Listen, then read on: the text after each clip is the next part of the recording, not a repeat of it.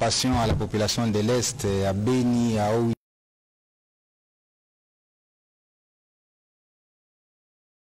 Les hymnes dans les écoles, les autres à la Belle Étoile. Alors, nous devons être ici, chers collègues, avec Madame Eve Bazaïba, qui est ministre d'État en charge de l'environnement, mais qui a accompagné le corps de l'artiste dessinateur Emmanuel, qui a inventé les armoiries de la RDC. Nous devions aussi être avec le ministre d'État en charge de la culture, mais qui a traîné également à Chikapa et qui n'a pas pu faire le déplacement jusqu'ici. Alors, revenant sur la thématique que vous avez évoquée, très chers collègues, il s'agit d'un règlement de l'Union européenne qui, en fait, a été voté par le Parlement européen dans l'optique de ce qu'ils appellent zéro déforestation. C'est-à-dire, l'idée globale de l'Union européenne, c'est de dire qu'il ne faudrait pas que des produits entrent sur les territoires européens alors qu'il résulte de la déforestation, étant donné que le monde entier aujourd'hui est dans la protection de l'environnement. Vous savez que la RDC est le champion avec le président de la République qui appelle la RDC pays solution. La philosophie de l'Union européenne cadre donc avec ce que nous faisons ici. Et pour ce faire, l'Union européenne met en place des auditeurs. Les auditeurs qui doivent venir vérifier les champs de cacao, les champs de café, pour voir si réellement ces champs ne sont pas établis sur des surfaces dont on a coupé toutes les forêts, comme il y en a ici en RDC. Et alors, curieusement, les auditeurs de l'Union européenne sont basés les uns au Kenya, les autres en Ouganda et les autres au Rwanda. Ce sont ces auditeurs qui viennent auditer en fait les champs de cacao et de café en République démocratique du Congo. Et le dernier passage des auditeurs a été signalé au mois de juin-juillet 2024 et la certification de nos champs de café et de cacao a été faite en août 2024. Alors maintenant, quelle est la situation de la RDC? Est-ce que réellement la RDC fait de la déforestation pour qu'elle soit victime de ces règlements européens? Je vais vous lire ce que la ministre d'État de l'Environnement m'a demandé de vous faire parvenir. La ministre Eve Bazaïba m'a demandé de dire ceci. Nous avons 80 millions de terres arables qui n'ont rien à voir avec le couvert forestier du pays, qui est de 155,5 millions d'hectares, dont 62% sont des forêts tropicales humides, parmi lesquelles 105 km² de tourbières, de mangroves et de forêts miombo. Nous avons le droit de rentabiliser nos terres avec des cultures pérennes favorables à l'agroforesterie, notamment le café et le cacao. Tous les moteurs de déforestation réunis, la RDC, nous n'enregistrons que 0,03% de déforestation par an. Ici, je vais expliquer à toute l'opinion, et nationale et internationale, la différence entre les couverts forestiers et les terres arables. En fait, la RDC a 155 millions d'hectares de forêt. Mais à côté de 155 millions d'hectares de forêt, nous avons 80 millions d'hectares de terres arables. C'est différent. Donc lorsque nous cultivons sur les 80 millions d'hectares arables, nous ne violons pas le principe de déforestation parce que nous n'avons pas touché aux 155 millions d'hectares. Alors, la confusion qui s'est en fait établie, c'est celle-là. Ne pas savoir différencier quand est-ce que la RDC a touché aux forêts et quand est-ce que la RDC touche à ces terres arables. Arable, ça vient du latin, arare ou arabilis, c'est-à-dire labourer ou cultiver. Une terre arable, c'est une terre labourable, c'est une terre cultivable. Donc une terre cultivable n'est pas une terre forestière. Et donc la différence à établir, c'est celle-là, et la confusion vient de là. Et la ministre de l'Environnement dit que le niveau de déforestation de la RDC est de 0,03% par an. Bon, pour ceux qui n'ont pas fait l'école buissonnière, ça veut dire ceci. La déforestation de 0,03% par an, ça veut dire qu'il faut 100 ans pour qu'on arrive à la déforestation de 3%. C'est-à-dire, si nous sommes 155 millions d'hectares de terres, de forêts, en 100 ans, la déforestation va seulement atteindre 4,5 ou disons 5 hectares. Est-ce que si en 100 ans, nous allons faire la déforestation de 5 hectares, devons-nous dire qu'on est en train de faire la déforestation de nos forêts? La réponse est non. Donc logiquement, on ne peut pas sanctionner la RDC pour un motif comme celui lié à la déforestation. Deuxième élément important, parce qu'on parle de la RDC, les experts de l'Union européenne, nous ne savons pas si réellement ils ont quel objectif. Parce que les cafés et les cacao ne sont pas des fers à béton. Ce sont des arbres. Donc quand on plante les cacaotiers et les caféiers, ces cacaotiers et les caféiers sont des arbres qui s'ajoutent aux arbres existants. Donc normalement on devrait remercier la RDC parce que la photosynthèse que remplissent ces arbres est la même comme celle que remplissent les autres arbres. C'est-à-dire, quand les arbres captent le CO2 et libèrent l'oxygène, de la même manière, les cacaotiers et les cafés captent le CO2 et libèrent l'oxygène. Donc sur le plan technique, parce que je parle dans un langage pour que tout le monde comprenne, sur le plan technique, il n'y a pas de raison pour les experts de l'Union européenne de devoir dire que nous faisons la déforestation. Au contraire, nous faisons de la réforestation. Et c'est la raison pour laquelle le ministre F. Bazaïba a toujours demandé que nous soyons bénéficiaires du crédit carbone. Parce qu'il a été démontré que nous, la RDC, les bassins du Congo captent 1 milliard de tonnes de CO2 par an. Monsieur le ministre, tout ce que vous dites est bien beau, mais qu'est-ce qui explique alors la motivation de ces décisions? Est-ce que les experts de l'Union européenne n'ont pas pu avoir accès aux données qui leur permettent d'établir leur rapport si tout ce que vous dites semble apparaître comme né sur le visage? Oui, alors maintenant le problème c'est quoi? C'est que quand l'Union européenne veut certifier les cafés ou les cacao, il envoie les auditeurs pour venir vérifier. J'ai clairement indiqué que les derniers auditeurs sont passés en juin-juillet 2024 et le rapport de certification est sorti en août. C'est un rapport qui a une validité d'une année. Ça veut dire que c'est en août 2025 normalement qu'on doit revenir en RDC et voir si réellement il y a eu d'autres évolutions. Un autre élément, monsieur le ministre, c'est que cette mesure ne doit pas se justifier parce qu'il n'y a pas de cacao et de café qui sont plantés au moins à l'an 2024 qui vont produire en 2024. Parce que les cafés et les cacao n'ont que 3 ans pour commencer la production.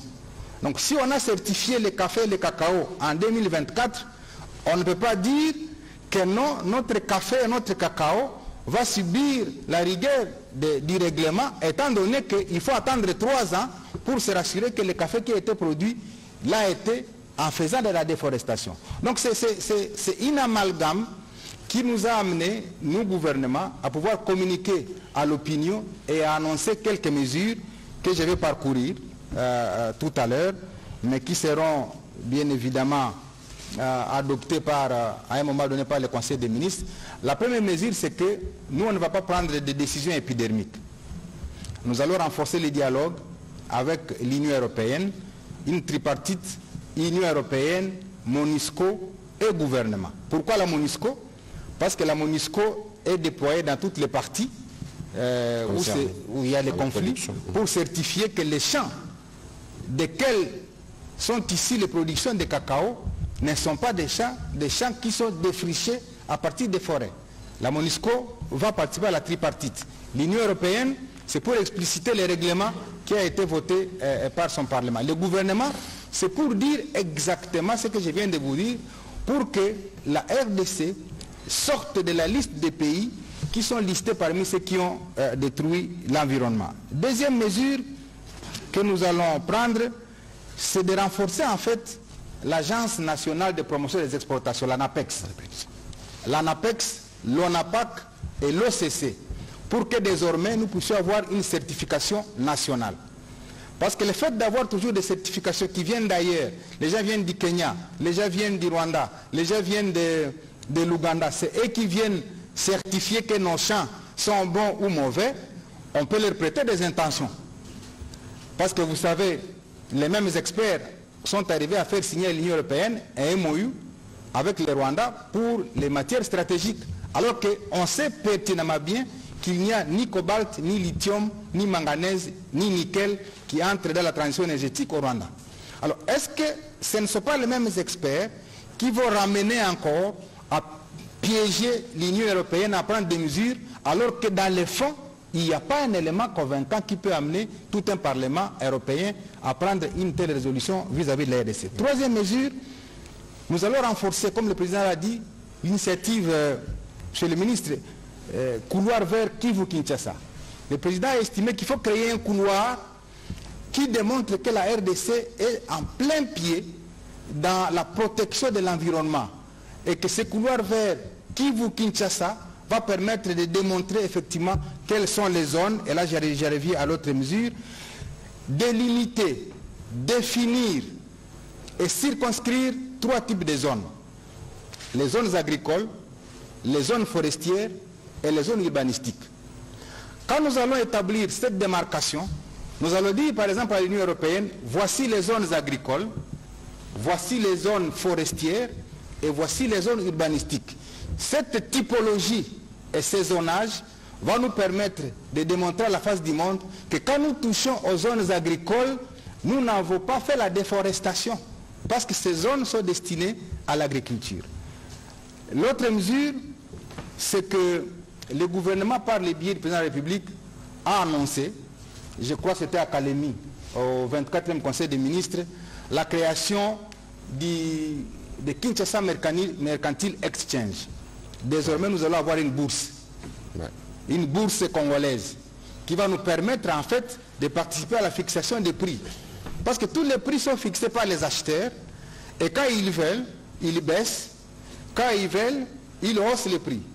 Et donc le KME, Kinshasa Mercantile Exchange, dont la première réunion a été organisée à la présidence et à laquelle j'ai participé, va permettre effectivement à la RDC d'avoir sa propre bourse pour ses matières premières et de commencer à opposer ce qu'il doit opposer à la face du monde. L'autre mesure du gouvernement, c'est d'intensifier les zones économiques spéciales à travers la République.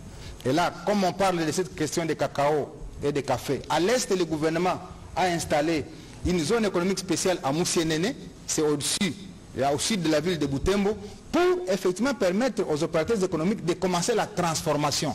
Parce que notre problème, c'est qu'on nous oppose ce genre de mesures, on nous fait ce genre de chantage, parce que nous ne faisons pas de la transformation de nos produits. Et les zones économiques spéciales sont des écosystèmes que le gouvernement a créés. À Moussienene, tout ce qui doit transformer le café, le cacao, doivent s'y installer. Et l'avantage d'une zone économique spéciale, c'est quoi? C'est que quand on y est installé, on exporte sans paiement des frais de douane. Et donc c'est pour rendre nos produits compétitifs sur le marché international. Dans la zone ouest, il y a une zone qu'on a créée à Miluna, c'est dans le sud du Bangui, à Guaka, j'ai été là-bas. Cette zone, c'est une zone verte qui doit faire la transformation de tous les produits, parce que le cacao n'est pas que produit à l'est. Le cacao est aussi produit à l'équateur, le cacao est déjà produit dans le Congo central. Donc quand on nous oppose des questions comme l'insécurité, vous dites non, il y a l'insécurité, c'est pourquoi on doit blacklister le cacao, mais qu'en est-il du cacao qui sera produit à Tchela et celui qui sera produit au sud du Bangui? Alors, dans la partie ouest, il y a également la zone économique spéciale de Kinmalebo. À côté de Maluku, il a été monté une autre zone économique spéciale, Kinmalebo, qui est développée par la société Arise.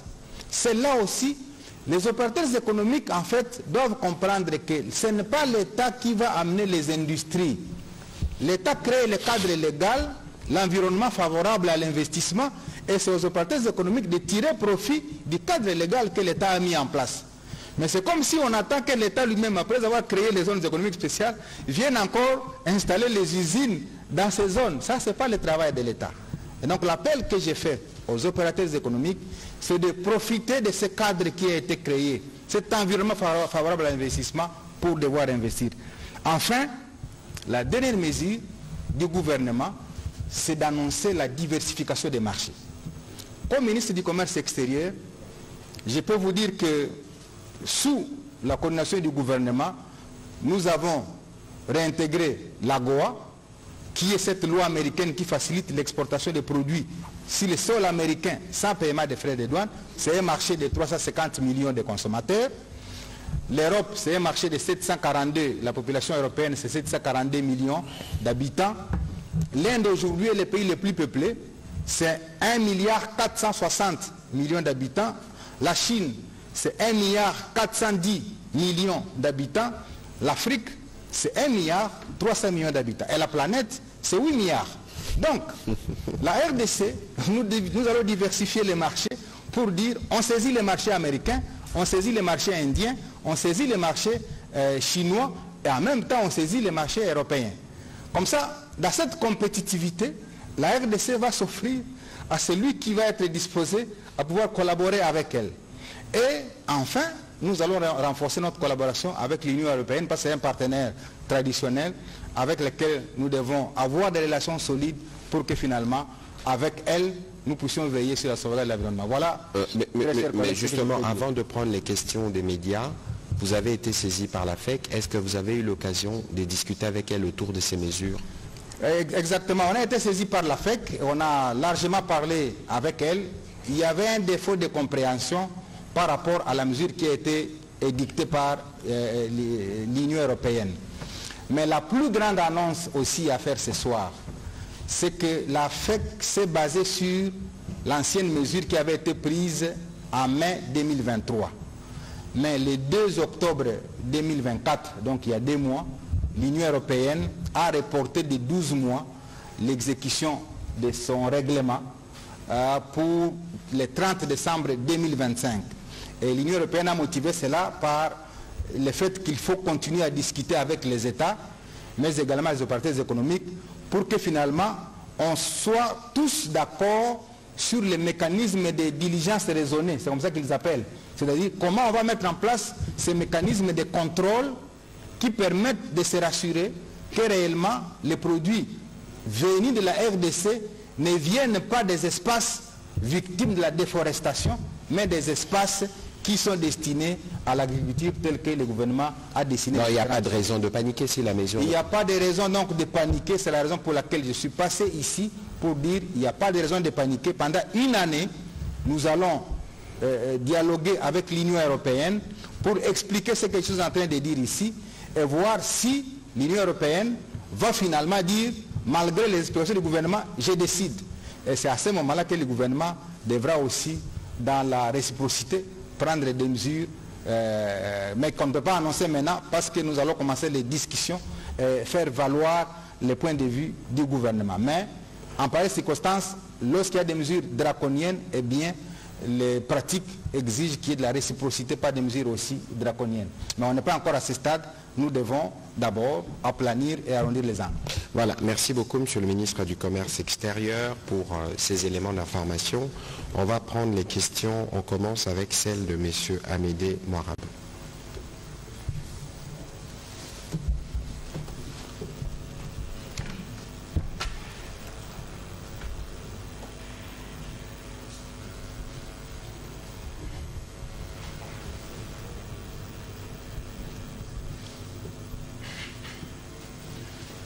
Merci, Excellence, de la parole. Amédée Moirabou pour Finances et Entreprises.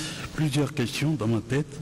Excellence, d'abord, vous dites que nous n'allons pas paniquer, mais vous ne voyez pas qu'il y a lieu, justement, de prendre déjà des mesures de réciprocité sur quelques produits de l'Union européenne, parce que cette annonce a un effet négatif sur nos produits et qui peut faire en sorte que les autres marchés, notamment les Américains, puissent blacklister ces 2 produits. Ça, c'est la première question. La deuxième question, Excellence, j'étais très loin, donc je n'ai pas suivi vos premiers mots, mais j'aimerais savoir si vous avez les statistiques de ce que nous avons comme production de cacao et de café dans l'Union européenne. Voilà mes 2 questions. Merci. Voilà, Monsieur le ministre. Mais merci beaucoup. Je vais vous lire la disposition du règlement de l'Union européenne qui dit ceci: compte tenu du report de 12 mois de la date d'application prévue à l'article 38, il convient d'adapter en conséquence les dates figurant dans d'autres dispositions liées en particulier en ce qui concerne l'abrogation du règlement. Donc ça veut dire qu'il y a un moratoire de 12 mois parce que tout simplement l'Union européenne est arrivée à constater que peut-être la décision était prise hâtivement. Ça veut dire qu'on n'a pas consulté les États, on n'a pas interagi avec les producteurs, on a sorti un rapport de certification, mais malgré le rapport de certification, on sort encore une décision, alors que le rapport lui-même a certifié que les cacao et les cafés congolais ne sont pas issus de la déforestation. Mais l'idée qu'on a évoquée, c'est que les auditeurs ont évoqué l'idée de dire qu'ils n'ont pas accès à la zone pour aller faire le contrôle à la suite de l'insécurité. Mais c'est quelle zone spécifiquement, pour être un peu plus précis, monsieur le ministre? Oui, la zone spécifique qui est évoquée par l'Union européenne, c'est la zone de Beni, de l'Ituri, où il y a la cruauté humaine qui en fait est l'effet de cette agression rwandaise dont est victime la RDC. Alors la question qu'on doit se poser, et ça ce n'est pas encore officiel, c'est de dire comment l'Union européenne qui sait que nous sommes victimes d'une agression ne dit par exemple pas que les agresseurs sont installés dans le parc de Virunga, qui est le patrimoine mondial de l'humanité, créé en 1925. Ce parc est détruit, mais jamais il n'y a une disposition de l'Union européenne qui sanctionne celui qui occupe le parc. Alors, comment on va passer tout de suite aux producteurs du café et du cacao, des pauvres paysans qui sont à Beni, qui sont à Ituri, qui sont dans leurs champs depuis des dizaines d'années, qui n'ont défriché ni coupé aucune forêt, parce que nos 155 millions d'hectares sont encore intacts. Donc c'est toutes ces interrogations-là qui disent le gouvernement doit faire très attention, parce qu'à côté de la guerre qu'on nous fait, quand on trouve que nous voulons changer de modèle économique, on nous fait une autre guerre économique. Et ça, c'est des réflexions comme scientifiques qui commencent à naître. Parce que comment on peut expliquer que le modèle ancien de la colonisation basé sur les matières premières a échoué et que nous voulons migrer vers un autre modèle économique à considérer cette fois-ci l'agriculture comme levier du développement, et quand nous voulons migrer vers là, voilà, on commence à inventer ce genre d'histoire. Je vous donne quelques statistiques. J'ai publié ce matin, du 30 décembre 2024, la mercuriale des prix des produits exportés. C'est la compétence du ministère du Commerce extérieur. Aujourd'hui, la tonne de cacao est à 11 590 $, quand la tonne du cuivre est à 8 800 $. La tonne du cobalt est à 24 000 $, quand la tonne de la papaïne est à 23 000 $. Ça veut dire pour le gouvernement congolais et la population congolaise, on doit faire le choix. Est-ce que devons-nous migrer vers le cobalt, dont les investissements sont lourds, pour n'avoir que 24 000 $ à la tonne, ou devons-nous migrer vers la papaïne, dont les investissements sont légers, et avoir 23 000 la tonne? Devons-nous aller vers le cuivre, dont la tonne est de 8 000 $, ou vers le cacao, dont la tonne est de 11 000 $? Et le ministre de l'Agriculture m'a dit ceci, et je le rappelle à l'intention de la population congolaise, en 2030, nous allons produire 3 millions de tonnes de cacao. 3 millions de tonnes de cacao. Lorsque vous multipliez par une moyenne de 10 000 $, les 3 millions de tonnes de cacao, ça vous fait 30 milliards. Et donc notre produit intérieur brut en 2030, sur le seul produit du cacao, va augmenter de 30 milliards. Si nous prenons le café, si nous prenons les VA, parce que les VA produit effectivement de latex pour les pneus, les caoutchoucs, ça veut dire tous les véhicules du monde, même si on est dans la transition énergétique, où on produit les véhicules électriques, mais ces produits auront besoin de pneus.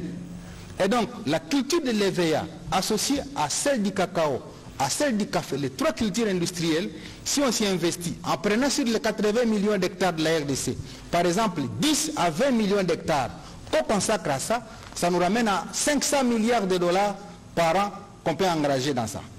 Alors, maintenant, la question des scientifiques, c'est de se dire, est-ce qu'on n'est pas en train de voir finalement l'essor de la RDC à travers l'agriculture pour qu'on freine cet élan-là, parce que ça va remettre en cause le modèle qu'on nous a toujours enseigné, celui de ne considérer les mines comme le seul levier du développement. Voilà en fait les réflexions que nous versons dans l'opinion et que tous les scientifiques du monde peuvent vérifier. Je ne débite pas de mensonges, je suis à la télévision nationale. Et comme scientifique, je serai condamné si je commence à débiter des chiffres qui ne sont pas vérifiables. Voilà, on va prendre les questions de M. Eric Izami, puis ce sera Patrick Lacoué. Vous n'avez pas donné les statistiques, hein? Non, les statistiques, aujourd'hui, nous avons 240 000 planteurs de cacao. Et à l'heure qu'il est, nous produisons entre 100 000 et 200 000 tonnes de cacao par an. Multiplié par 11 000, vous voyez combien de milliards on veut nous empêcher à gagner pour soutenir l'économie congolaise. Donc c'est une manne en fait, parce qu'en fait, si 8 milliards de Congolais, vous savez, le cacao donne le chocolat. Même si nous on n'a pas la culture du chocolat comme chez moi à Kipese, on en prend moins. Et je sais que chez beaucoup de gens on en prend moins, mais ailleurs on en prend. Et les Chinois commencent à en prendre. Ils sont 1,4 milliard. Je crois que si chaque Chinois peut prendre un chocolat par an, ça fait 1,4 milliard de chocolat. Or, il y en a qui prendront 2, 3, 4 par an. Ça fait autant. Et donc, il faudra autant de millions de tonnes qui font que la RDC va être en fait le premier producteur mondial du cacao. Parce que la Côte d'Ivoire est en train de baisser, de dégringoler. Mais nous avons l'espace de Walikale au nord Kivu, le Beni et l'Ituri et l'espace de la Choco principalement. Et donc ces espaces-là, mis ensemble, peuvent nous amener à produire 3 millions de tonnes de cacao là, associés à la culture du café. Et je vous rappelle que les cacao congolais et les cafés congolais sont les meilleurs cafés et cacao du monde. Parce que c'est du café bio, c'est du cacao bio qui ne se pas produit sur base d'aucun engrais chimique. Ce n'est pas des terres naturelles que nous les produisons et tout le monde le sait. Maintenant, est-ce qu'on n'est pas en train d'assister à une politique voilée de vouloir nous empêcher d'atteindre ces objectifs-là de faire de la RDC la locomotive du développement de la RDC? On va discuter avec l'Union européenne pour dire, accompagnez-nous plutôt à réaliser les rêves des Congolais, de voir les paniers de la ménagère finalement changer pour chacun de nous. Merci. Voilà, M. Eric Izami. Merci de la parole, Excellence, Monsieur le Ministre. Vous avez commencé par le vœu, nous faisons aussi la réciprocité, nous vous présentons aussi nos vœux. Merci. Alors, je prends le ministre Julien Paluku au mot quand il cite la Côte d'Ivoire. En son temps, lorsque la Côte d'Ivoire avait été frappée par la même Union européenne, on a vu directement le président Alassane Dramane Ouattara prendre la parole et parler avec fracas que la Côte d'Ivoire se dirigerait vers la Chine, les États-Unis et les autres directement. Mais chez nous, j'apprécie ce que vous faites. Ce soir déjà, vous êtes venus pour donner à la population la bonne information qui est fiable, vérifiable et tout ça. Mais j'ai comme l'impression que chez nous, on a souvent besoin d'aller un peu comme si on amadouait des gens. Nous, il faut dialoguer avec eux, leur expliquer qu'ils ont pris des mauvaises décisions. Est-ce que n'est-il pas venu le moment aussi de dire non, par exemple? Parce que nous sommes quand même souverains. Que répondez-vous à ceux des Congolais qui pensent que souvent nous, on fait un peu... Alors qu'on peut faire fi, par exemple, de l'Union européenne pour aller, par exemple, en Chine, aux États-Unis, nous avons déjà la GOA. Qui répondez-vous à ceux des Congolais qui pensent que par moment, nous, on négocie notre souveraineté? On n'est pas... Alassane Dramane Ouattara l'a fait, on ne l'a pas tué pour autant. Pourquoi est-ce que chez nous, on doit aller dialoguer, comme vous avez dit, caresser un peu dans le sens de la poêle? Merci bien. J'ai bien suivi le président ivoirien Alassane Ouattara qui a dit effectivement que faute de prendre le café ivoirien, on va diversifier les marchés. Je crois que ça ne s'éloigne pas de ce que j'ai dit tout à l'heure. Qu'effectivement, je peux le dire en des mots parce que moi je suis ministre et lui le président. Hein? Moi je le dis en des mots comme ministre du commerce. Pour dire, justement au nôtre aussi, les chefs pour dire, nous avons déjà commencé la diversification des marchés. J'avais annoncé il y a quelques temps que j'étais revenu de la Chine où on a fait une commande de 1 million de tonnes de soja, autant de centaines de milliers de tonnes de piment, de cacao, de café. On a voté, on a fait adopter par le gouvernement la stratégie nationale AGOA de la RDC où on a listé 21 produits et 5 produits du secteur minier qui sont déjà intégrés dans la stratégie AGOA RDC pour que désormais on commence à exporter ces produits-là vers les États-Unis. Je crois qu'à un moment donné, je vais vous distribuer la stratégie nationale AGOA pour que vous compreniez que la RDC a déjà diversifié ses marchés. Et j'ai été clair en vous donnant les statistiques des populations. Je crois que tout le monde a compris. Quand je dis l'Europe, c'est 740 millions d'habitants, la Chine, c'est 1,4 milliard, l'Inde, c'est 1,4 milliard, l'Afrique, c'est 1,3 milliard, c'est pour vous dire que je ne suis pas en droit d'annoncer ce genre de mesures, mais c'est pour vous montrer l'aéropage des marchés qui existe pour nous et que nous devons saisir. Et comme ministre du Commerce extérieur, je suis là pour ça. Le moment viendra de prendre des restrictions qu'il faudra dans le cas de la réciprocité, si réellement on prend des mesures à la compte de la RDC. Vous savez, la population parle avec émotion. Si à l'émotion de la population doit s'ajouter l'émotion des dirigeants, on a une grande émotion. Et donc, ça sera difficile de diriger le pays. Nous comprenons l'émotion de la population, mais nous, comme gouvernants, nous devons avoir la tête froide pour nous permettre, lorsque nous allons sortir la décision, que les gens comprennent que la décision a été mûrement réfléchie sur base des analyses que je viens de vous faire. Lorsqu'on la prendra, tout le monde dira la RDC a raison de prendre ces mesures. Et donc, nous ne sommes pas en train de dire que nous avons peur de prendre une mesure, mais nous respectons le principe d'explication, de dialogue entre partenaires, parce que de toutes les façons, l'Union européenne, c'est notre partenaire. Avant de casser les œufs, pour faire des omelettes, on doit d'abord commencer par parler. Il faut prendre d'abord les œufs avant de les casser. Merci. Voilà, on va prendre les questions de Patrick Lacoué, puis ce sera Oscar Mbal.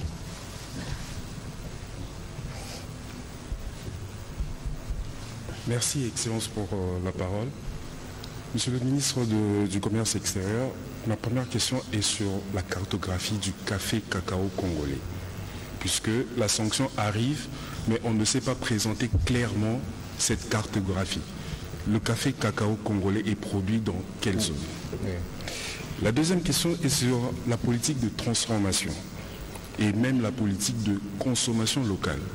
Puisque la population congolaise est estimée à plus de 100 millions d'habitants, ce qui veut dire, si on revient à votre exercice de tout à l'heure, $1 de consommation par population, sur les 100 millions, ça nous fait 100 millions de dollars. Et si cette population consomme régulièrement le cacao, le chocolat, produit du cacao et le café aussi, si on aura de l'argent dans notre caisse de l'État. Donc, quelle est la politique de transformation et la politique de consommation locale du café et cacao congolais? Merci. Très bien. Merci beaucoup. Je pense que la solution pour nous, les pays africains, passe par là. Lorsque j'étais ministre de l'Industrie, j'avais dirigé une réunion ministérielle de tous les ministres de l'Industrie de la RDC pour proposer une décision comment on appelle ça, au sommet des chefs d'État. C'était à Niamey, où nous avons fait passer une décision adoptée par les sommets des chefs d'État pour consacrer désormais 10% du budget de tous les pays africains au développement industriel. Pourquoi? Parce qu'on a constaté que nous ne sommes que dans les modèles anciens d'extraction des matières premières pour alimenter l'industrie européenne. Est-ce que savez-vous que tout ce qu'on nous fait comme guerre ici, c'est parce que peut-être la population ne connaît pas la réalité de la pollution. La pollution sur toute la planète Terre, elle se présente comme suit. L'Europe, les États-Unis, la Chine, le Japon, tous ces pays industrialisés polluent la planète à 96%. Et l'Afrique pollue la planète à 4%. Toute l'Afrique, 54 pays. La première victime du changement climatique. Alors, donc, si 54 pays polluent à 4%, si on doit prendre la proportion de la RDC, il faut diviser ces 4% par 54 pour trouver la proportion de la pollution de la RDC. Donc, normalement, les pays qui devraient être condamnés et pour lesquels on devait voter des résolutions et des règlements, ce sont ces pays européens, américains et asiatiques, pas les pays africains. Donc c'est l'inverse qu'on fait, parce que nous, les pays africains, on n'a pas d'outils de sanctions. Nous sommes victimes de ceux-là qui pourtant sont les pollueurs. Prenez l'Allemagne. Lorsque la guerre russo-ukrainienne a éclaté, l'Allemagne a manqué de l'énergie parce qu'il n'y avait pas de gaz, et elle a recouru au charbon, les lignites, pour ceux qui connaissent. L'Allemagne a recouru au charbon. Mais jamais on n'a entendu l'Union européenne sanctionner l'Allemagne pour avoir fait recours au charbon qui en fait produisent du CO2 qui détruisent la couche d'ozone. Et donc c'est des éléments comme ça que nous devons échanger à longueur de journée pour que nous arrivions, nous Africains, quand même à faire comprendre au monde que non, nous sommes victimes innocentes. Nous polluons à 4% et c'est à nous qu'on applique des règlements pour dire vous êtes en train de polluer, vous êtes en train de faire ceci. Quand la ministre Bazaïba dit à tous ces pays occidentaux de nous payer les crédits carbone pour nous 155 millions d'hectares qui amortissent 1 milliard de tonnes de carbone pour qu'il n'y ait pas de réchauffement climatique, on n'en obtient pas. Donc c'est un combat que nous devons mener et je suis d'accord avec vous qu'il faut une politique solide de transformation. Et j'étais au sommet des commissaires à Bujumbura où la thématique c'était la création des chaînes de valeur africaines. Comment nous devons créer les chaînes de valeur africaines? Alors tant que nous serons en train de nous abreuver sur d'autres pour être sous perfusion, eh bien on nous laissera sous la perfusion et on deviendra des éternels malades. Et donc moi je pense qu'il faut une révolution au niveau africain qui nous permette de changer de paradigme de gestion de nos ressources par la transformation locale, et les chefs d'État l'ont adopté effectivement à Niamey. Mais la mise en œuvre reste le problème. Alors la cartographie de la production de cacao et du café, la plus grande zone de production c'est l'espace Est. Mais toutes les plantations de l'espace ouest, notamment l'Équateur, ont été abandonnées. Mais c'est aussi un espace qui produit suffisamment de café et du cacao. Alors, ce que le gouvernement doit maintenant organiser, au-delà de ce que nous devons faire ici, c'est un, de construire les routes, et c'est le plan qui est fait au ministère des Infrastructures, c'est deux, de construire les centrales hydroélectriques, et c'est de trois, d'intensifier ces zones de transformation agricole. Parce que si on a les cafés et les cacao à l'Équateur et qu'on n'a pas de possibilité de l'évacuer et de les transformer là-bas, eh bien nous allons rester sous la coupe de ceux-là qui nous appliquent des sanctions. Donc il y a quand même un travail important à faire au niveau du gouvernement, et ce qu'on est en train de faire, pour rendre notre cacao compétitif sur le marché international. Nous devons améliorer certaines conditions au niveau interne. Les routes, l'électricité, les zones économiques spéciales, qui sont des outils de viabilisation de notre production au niveau international. Donc la question que vous posez à ce pesant d'or, et le gouvernement y travaille à travers ces différents ministères. Voilà, on va prendre les questions plutôt de Jacques Moulouba.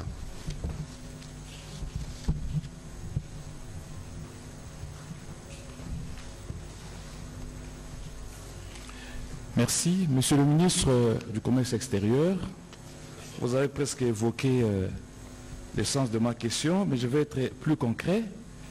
L'Union européenne prend sa décision au moment où la RDC est agressée. Nous sommes pendant la guerre. Et si on doit se rendre compte que l'Union européenne, dans d'autres secteurs ou dans d'autres domaines, intervient d'une manière ou d'une autre contre la RDC, sur le plan militaire par exemple, avec ses aides aux pays qui nous agressent. Et aujourd'hui, l'Union européenne vient avec une série de mesures par rapport à la RDC. De manière claire, est-ce qu'on ne peut pas dire aujourd'hui que c'est un front environnemental qui est ouvert par rapport économico-environnemental par rapport à la guerre qui sévit dans notre pays? Est-ce que l'Union européenne n'est pas en train d'appuyer un autre front par rapport à l'existant? Deuxième question, monsieur le ministre, vous avez annoncé beaucoup de mesures prises par le gouvernement pour faire face à cette situation.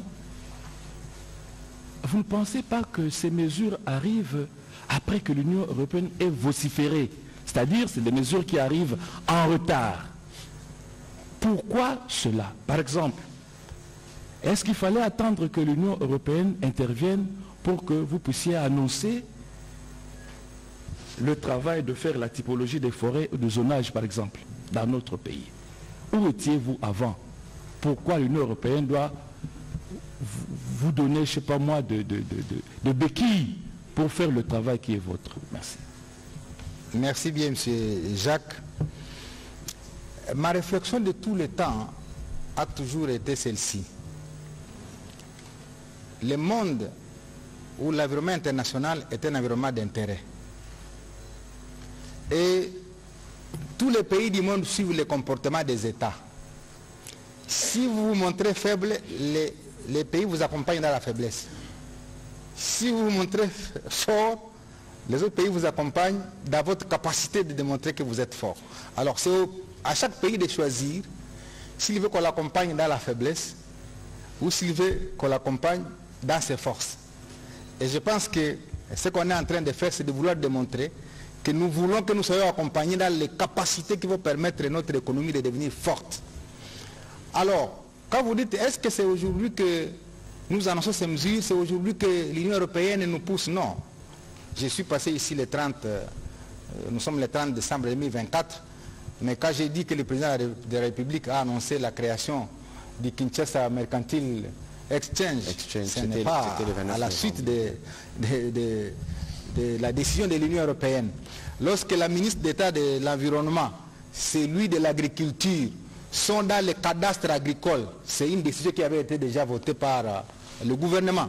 C'est-à-dire, au-delà du cadastre minier, le gouvernement a déjà mis en place le cadastre agricole. C'est-à-dire quoi? C'est le zonage des zones qui sont destinées à l'agriculture. Parce qu'on dit, nous avons 80 millions d'hectares de terres arables. Mais où sont ces 80 millions? C'est le cadastre agricole qui va dire, dans la province du Congo central, sur les 80 millions d'hectares de terres arables, il y a ceci. Dans la province du Nord-Ubangi, il y a ceci. Dans la province de Lualaba, il y a ceci. Dans le Nord Kivu, il y a ceci. C'est un travail qui a déjà été fait, mais notre passage ici était de communiquer avec la population congolaise et la communauté internationale sur tous les dispositifs que le gouvernement est en train de mettre en place pour contrer en fait la mesure qui a été prise par l'Union européenne pour dire, mais comment l'Union européenne